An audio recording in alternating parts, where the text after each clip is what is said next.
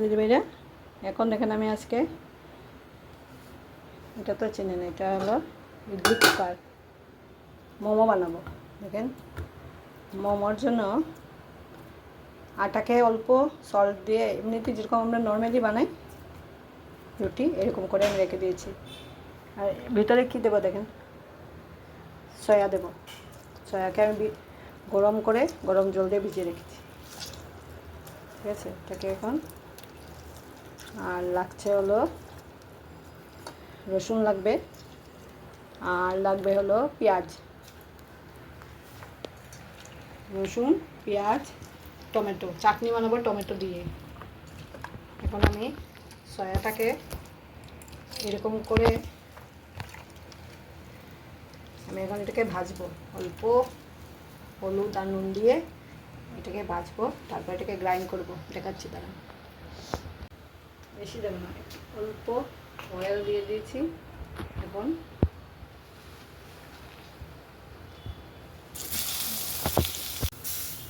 এটাকে বেজে উঠে দিয়েছি, এখন এটাকে গ্রাইন্ড করবো। রসুন দেবো, এই যে রসুনটা দিয়ে দেবো, এটাকে গ্রাইন্ড করবো। ঠিক আছে, হয়ে গেছে গ্রাইন্ড। এটার মধ্যে পেঁয়াজ, রসুন, পেঁয়াজটা আমি খালি গ্রাইন্ড করে নিই। পেঁয়াজটাকে অল্প এরকম করে ছোটো করে কেটে রাখি।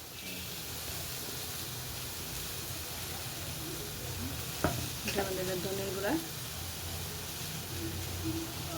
টমেটোটা দিয়ে দিচ্ছি, টমেটোটা দিয়ে দিচ্ছি।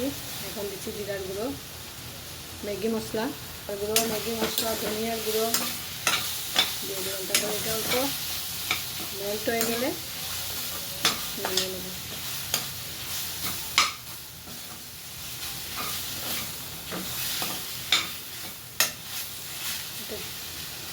তেলও লাগবে না দেখে।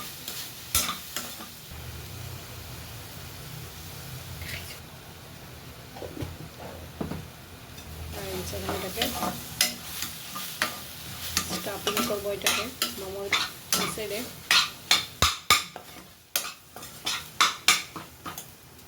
এখন দেখেন এটাকে বানিয়ে নিয়েছি, এটা দেখুন এটাকে বানিয়ে নিয়েছি। এখন এটাকে কাটবো, এটাকে এটা বলবো। এখন একটা রুটি বানিয়ে নেবেন, এরকম বসাবে, বসাবে এখানে করে রেখেছি। দেখুন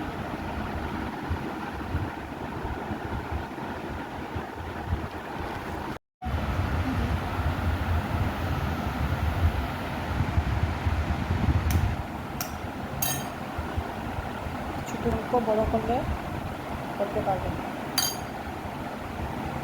যেরকম স্টাফিং করবার এইটাও করতে পারবেন। আমি তো সয়া দিয়ে করেছি, এগুলো বাচ্চাদের জন্য একটু যেরকম ইচ্ছে এরকম শেপও দিতে পারেন।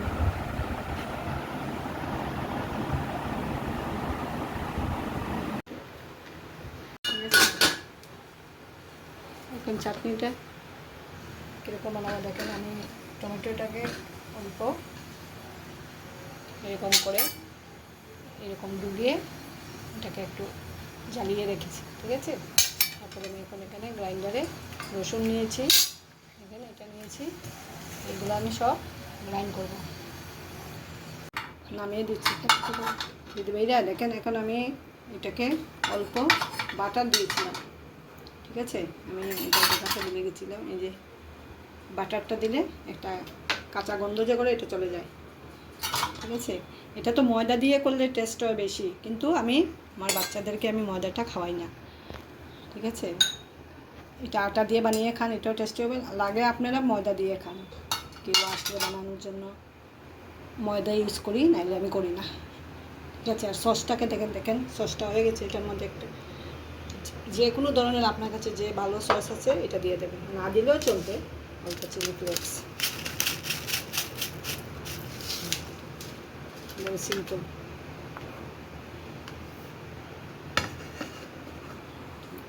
রেডি।